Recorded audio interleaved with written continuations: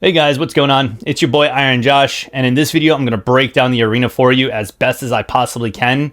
I'm going to include a top 5 ranking system for the elements. I'm going to show you some units that I've run into that I really strongly recommend. I'm going to show you my formats so that I can help you guys rank up and hit those top 20, top 10, whatever rank you're really looking for. This is going to be not just for season 1. This is going to show you a couple formats that are going to work for you for all seasons. So don't think just because I'm in season 1 that it's not going to work for you in season 2, season 3, and season 4.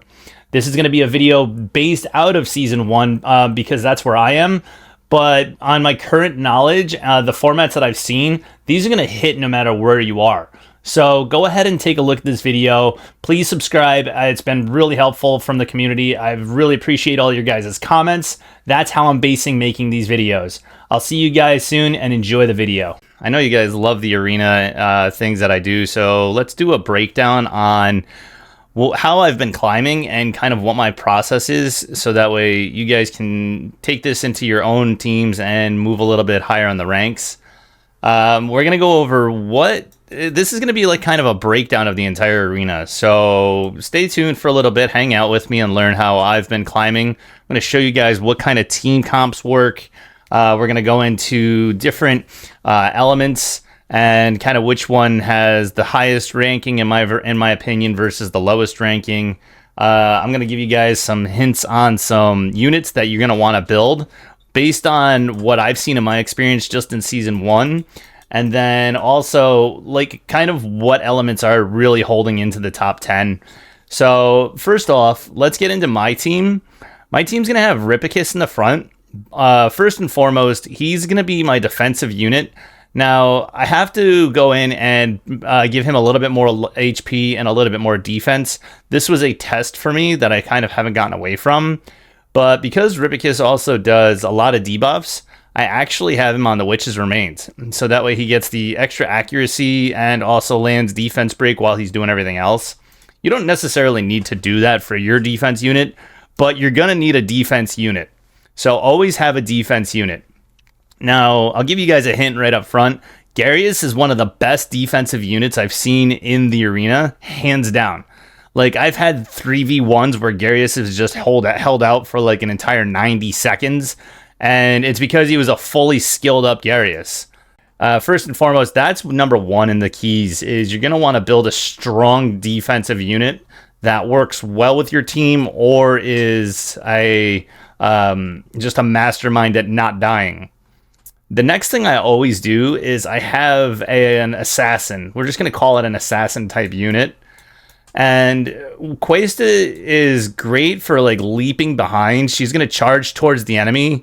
A few units actually say they charge towards the enemy with the lowest HP or jumps towards an enemy.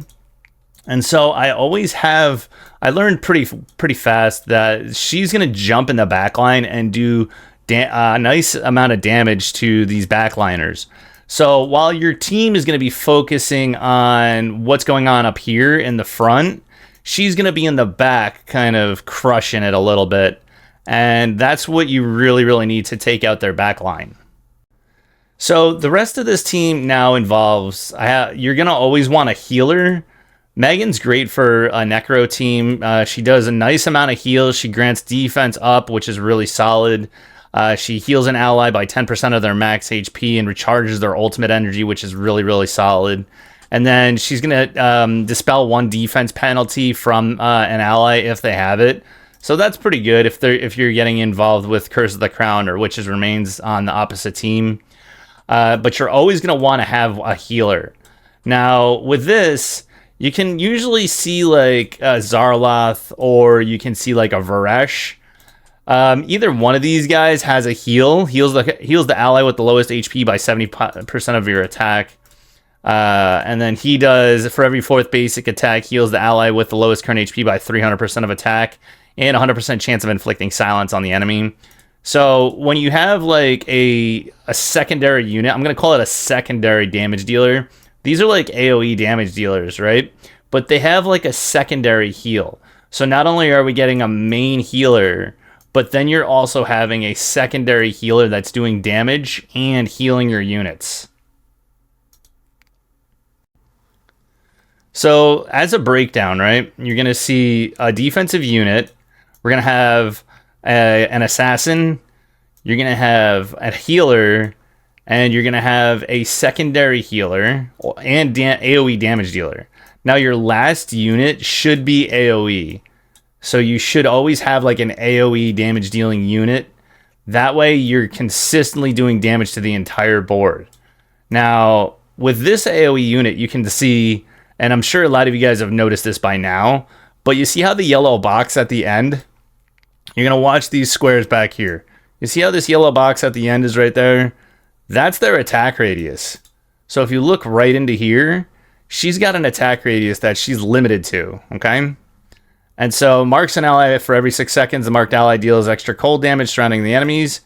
And so if she marks this ally right here, right? But here's the thing, like she can only deal damage to the units within the range. So you're going to want to make sure your AoE damage dealer is somewhere in there. Because if we leave her back here, you're going to watch. She's going to have to move. She's going to have to move. Oh, we got to turn this down to 2.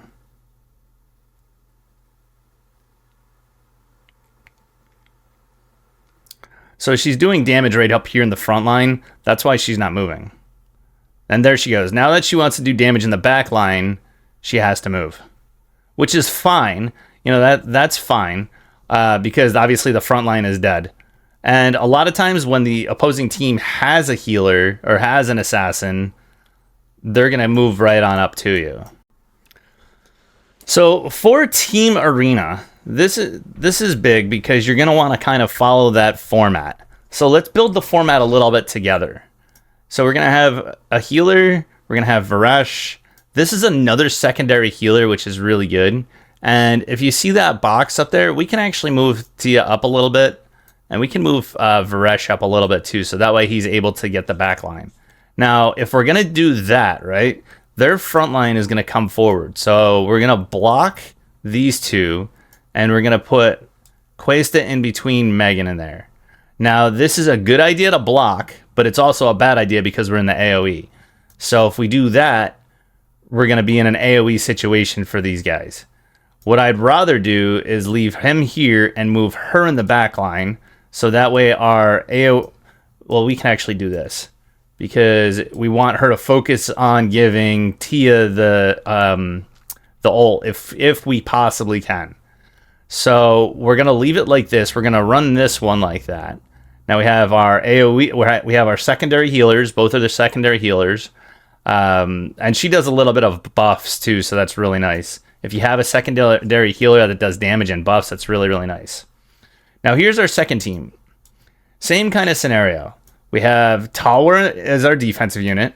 We have Karaman as our assassin. And then we're running a wild build, so we have not really much for secondary heal. But we have Agak in here, and he's going to do his best. So as far as if you come into fire and poison, well, we could put Hexandra in here. But we already have a mainstream healer, so you wouldn't really want to do Hexandra. Let's just go into here and see if we have some healing. We could do... Liko is really, really good in the arena, by the way. So let's see what her skills are. Grants accuracy up. Heals the ally with the lowest HP. Yeah, so this is exactly what you're going to want to do. You'd want to put Liko in here instead of maybe her. And that way you're keeping your AoE attack unit, which we don't really have an AoE attack unit, do we? We have, well, Erich does AoE attacks, so that's fine. We can leave Erich in. He's our damage dealer. Liko, does she do AoE? She does a small AoE. So we can, I think we're going to have to move her up. We would just move her up. And then once again with Erich, we'll move him up as well. So as you can see, like without moving people up, you're going to want, like Fitz, they're just going to focus on Fitz. And they're not going to be able to hit the back line. So we'll leave Agak in the back for healing. And then you're going to have Karaman running around doing his stuff. So Karaman's going to jump into the back line as soon as possible. Last but not least, for Frost units, Frost units are the best units in the arena, hands down.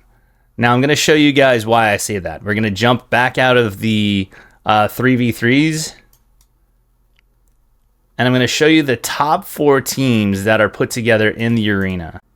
So if we come over here to number 1, you're going to see Frost and Necro. Because it's Season 1, these are the 2 elements that go together. However, watch, as we get into here a little bit, 100% Frost units here. Frost and Necro again.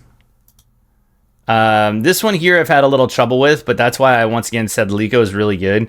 But she's got a really good comp with this. And then you're going to see Liko and Caraman in the front. And then, believe it or not, she actually uses Sigrid really well. But once again, Frost and this guy in Necro, what's his name?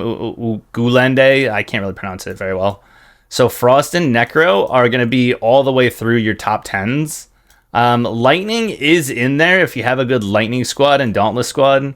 But for the most part, you're going to see Frost units running the gauntlet on the top 10. So the top 5 breakdowns of what I would do for elements in the arena, I would have to say the 5th, no, and coming in at number 5 is going to be Poison. There just isn't a lot of units that are Poison based that are going to be in the top 10 for the arena. And every time I've come in contact with a Poison team, it's just really easy to destroy. I don't know whether it's based on Poison taking too long and you could just clear it out and heal it faster, but that's going to be number 5. Number 4 would probably be Fire. Fire teams are great, don't get me wrong, like you could build a solid Fire team, but for some reason I'm just able to clear right through it with all my teams. It might just be the units that are in Season 1, but there's not a lot of Fire units that are coming in very competitive. As a breakdown that have been built. People just aren't using them in the arena, so that's going to be number 4. Number 3 would be Lightning. Number 3 is going to be Radiance, and it's kind of tough for me to put Radiance at number 3 instead of number 2 because of the synchronization of elements. Now, when you get into Season 2 and Season 3, when the elements are changed and the synchronicity changes, I'm just saying straight up, Garius is one of the most OP units in the arena, hands down. Like, if you're looking to just succeed in the arena and hold your rank, I would put a well-built Garius into play, and you could even go with the 3 elements for the affinity. You're going to hold your rank, and you're probably going to be able to move up, too, if you have a Garius in play. He's just really, really strong. And so you have some really great healers. Rally, if you have a Filto, I mean, you should be able to rank up really easily in the arena. I haven't summoned all season, so I've kind of been holding on to my summonings for this season until Season 2 comes out. So that's why my Radiance squad really isn't built. I've been focusing more on the Necro and Ice. I pulled a really nice Ice unit, Licinia. So that's why I've been focusing on my Ice squad instead this season. Coming in at number 2 is going to be Necro. Necro has got Ripicus. Ripicus is just insanely good in the arena. He does a lot of debuffs, and I absolutely love putting Witch's Remains on him. This was a test setup with this Headhunter. So if you're looking at my stats, you're like, wow, that's a really weak Ripicus. Yes, I understand. But this has gotten me, as you guys just saw it earlier in the video, we're back up in position 4. So, I mean, it doesn't really matter. But yeah, Necro has Zarloth. Zarloth is my boy. You can't really get beyond putting Zarloth in. You can't get beyond putting Zarloth in a team. Like, he's just insanely good at what he does. And the team that I've climbed here with Megan, now you can take out Megan. She's really good too. But Necro just having a really great synergy with these units together is going to be very hard to compete with. On top of that, the number 1 arena element that that I've just shown you is Ice. And so with Necro and having an affinity with the Ice element, that's why Necro is able to be easily number 2. And Ice just having so much AoE, Ice just having great defensive units. Ice has just got a lot working for it in Season 1. And so if Ice also has Varesh. You know, Varesh is an insanely good unit. So a lot of people pick Varesh with the 99-cent treasure chest. It's just really, really easy to take ice and see that ice is really good for AoE damage. They're just great for tanking. There's just a lot of positives with ice units that help out in the arena a lot. So those are the ways that I've been climbing up in the arena. With everything that I've covered here, if you stick to the basics, having a defensive unit, having an assassin unit, having a helper unit that comes in with some backup healing, having an AoE unit, these are the prime ways to really succeed in the arena, where you're just able to kind of have a format. And having a format that works well is going to be the first and foremost thing that's going to help you climb. Okay, so now that I've broken down everything, we're going to just kind of run it. I'm going to run it a little slow, so that way you guys can see each team in action. So we have Ripicus coming in here. He does an AoE, bunch of defense breaks, bunch of debuffs. And then we have Quaist in the backline, just taking out the backline. Zarloth is up here doing Zarloth things. And then Quaist is just easily able to just take out the backline while the front line's being held. You're going to see the same thing happen with Karaman. So Karaman's in the backline, taking care of the backline while everybody's focused, because a lot of people just keep their units in the backline, and you're only able to hit the front defense. Now, as you can see here, this team here is going to do not as good because they're going to be focusing on the defensive units, and I should really move these guys up, right? So we already seen Torin move forward so he can start hitting the back line. And then Usha is going to be moving forward. Now, Usha dies because everybody focused on just the tanks in the beginning. So in the next series, we're going to move up our back line and see if Usha can stay alive, or if we should give Usha maybe some more defense or attack. We know her shield is based off of attack, right? But she's still in the front line taking a beating. So we're going to make sure that she has a little bit of a way to stay alive. So does Torin do damage? Torin's going to give invisibility to everybody. So we don't really need Torin. We need Torin to be behind Usha so that the mark works. And then we can leave Gardas there. We can move Licinia forward. And then Varesh is AoE across the entire board. So we're going to let that fly like that. And so here we have Ripicus in the front line. Quaista jumps in the back. Now your assassin units, I don't have too much experience with the rest of the assassin units in the game, because I've been very limited on my summoning based on just kind of how I'm doing it and saving my stuff. I am basically free to play, so it is kind of hard for me to keep up with a lot of different styles of play. Just based on what I've been putting my Wimir into, my Wimaro into. So, I do just kind of limit myself on summoning, because everything that I've been doing has been into scrolling. Now, I spend a lot of my arena points on getting scrolls. I spend a lot of my Wimaro on scrolls. I'd rather have a very well-built team than a lot of different units. And that, I feel like that in the long run will help me out. Now, here is where I kind of moved everything up. We're going to see the backline hopefully get targeted. This team here really does a lot of AoE. We don't have enough backline destruction, in my opinion. So we're taking on Agarius right now, who's going to be... he looks pretty well built. I think we'll win, but as you can see, Agarius... I was telling you guys early in the video, Garius is just one of those units who's really, really strong, really hard to beat. And I definitely think that if you're starting out in the arena, you should just put a Garius in there, and you'll have an easier time climbing for yourselves. So that's kind of what my format is we always have a strong frontliner. We always have... this is kind of a test for me as well. We always have kind of units that can handle the back line. And if I could find somebody really fast to put in there that would jump into the back line, I would definitely put them in there, and I would take probably Gadros out. So once again, you're going to see we have Quaist up here. She's already moving back. We're going to get into positioning in a moment,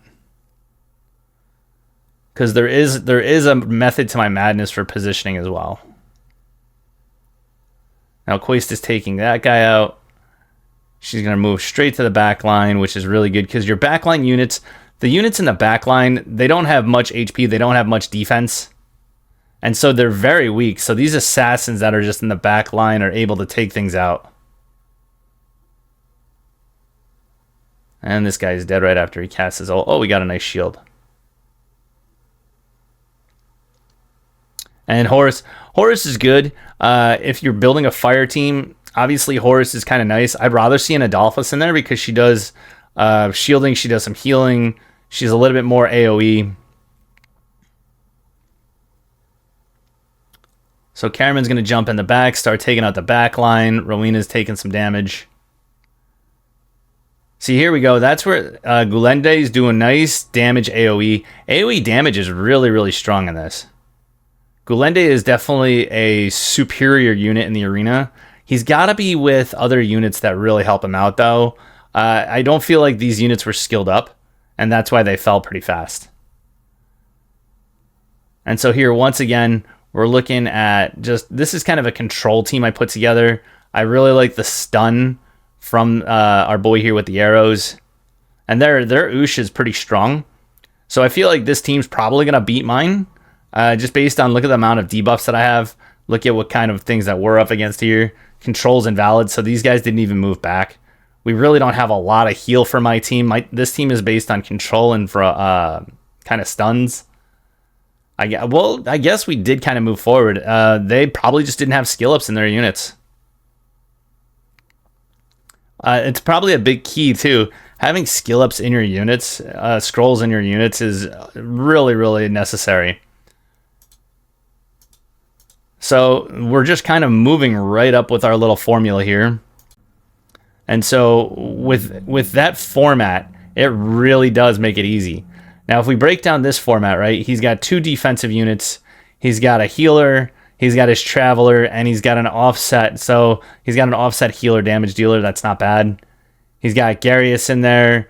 He's got Hexandra. Now, he doesn't even have full affinity. And then we have the ice and necro affinity, so this could be pretty strong.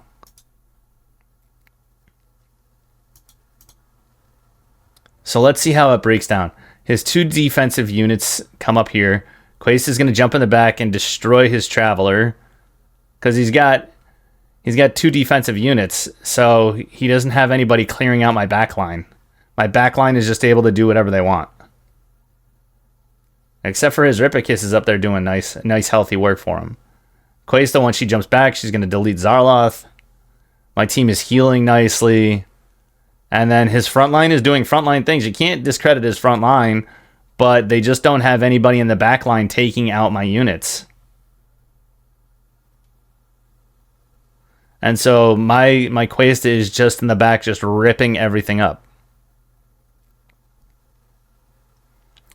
Okay, here we have it again. Just a full back line. So Caraman's already in the back, just taking care of Sigrid. He doesn't have anybody taking out my back line. And so he's got AoE units, but they're going to focus on the front line. And Caraman is just able to do Caraman things. So as my team moved up, he had to wait for my team to move up for him to do damage to them. Same thing here. He's got a strong backline. Now, I don't have anybody in the backline to be able to take out his units. So now I'm at fault. And I have to rely on just trying to take out his front line before my guys decide that they can move up. Oosh is down already. We already knew that she was going to have trouble staying alive. And then their Oosh is going to be able to come in and do damage. We did take out... Okay, so now it's a 2v3. And they have shielding, they have healing, and they have damage. So I don't see us coming up on this one. And plus 2 frost units. So it's not looking good at all. We do have a healer. We do have some invisibility, which is nice. But they're just getting buffs. And so this team not having anybody able to jump in the back line is what's going to be holding it back. And looking at this again, I kind of want to see... We put another passive healer in here, like Sovalis. Sovalis' skills, he fires 2 rounds of hail of arrows at enemies. He has a heal, which is nice. And then when an enemy is inflicted with invisibility, shoots an arrow to them, dealing 200% cold damage and removing their invisibility with a 100% chance of inflicting attack penalty 2 on them for 5 seconds. This attack only takes effect once every 10 seconds. He's not skilled up, which is the bad part. But the fact that we can remove invisibility is really solid.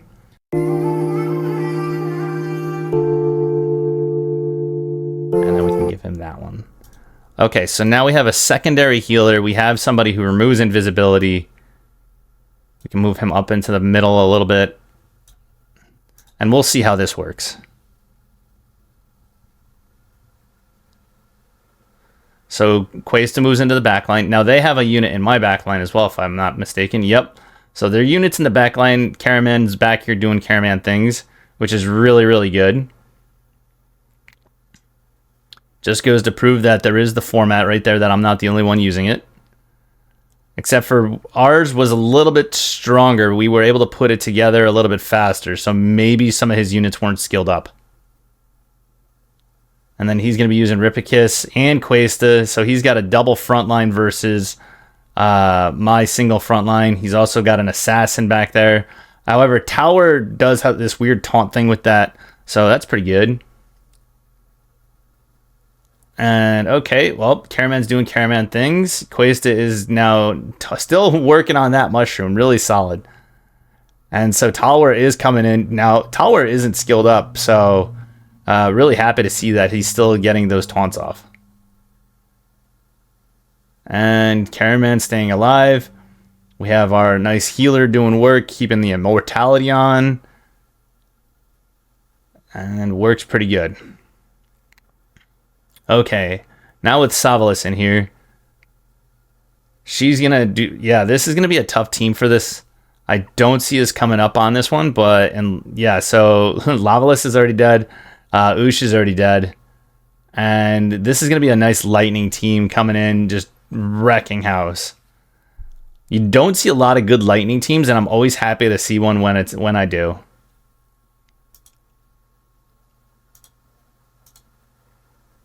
So yeah, he did have 2 legendary. So it looks like he pulled a couple legendary lightnings, and that's why he built that team.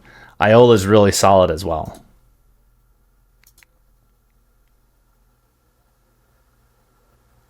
We'll do just one more battle for you guys. Nice AoE. You never want to keep your units stacked like this. This is a prime example of why you just don't stack your units like that in the arena. That is the worst thing you could do.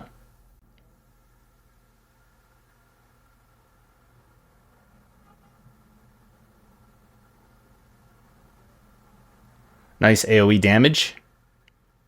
Okay, so Caraman is out. So here we go with the lightning squad again. Not bad, not bad. Lico's doing some Lico things. Not skilled up Lico, so that's kind of rough. A lot of these units on this team aren't skilled up. Well, Caraman's skilled up. Lico's not skilled up. Maybe Agak is. Okay, so maybe my team... No, Talwar is not skilled up. He just has a really... I can't put it past him. His team's just really well built. Probably all skilled up.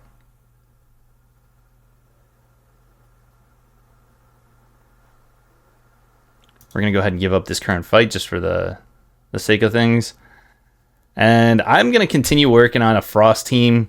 I just feel like I want to use my legendary units. So... You know, when you have legendary units, you kind of want to use them. It would be nice if I did something well with my legendary units and kind of was happy with this team. I'm just not happy with the team that I have set up, and I want to learn a little bit more about it.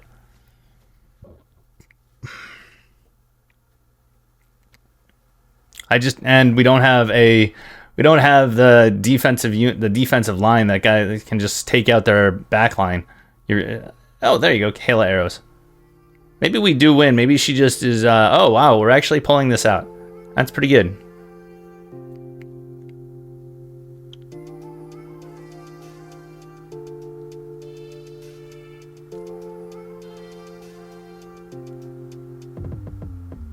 Even without our main damage dealer, we're still gonna win.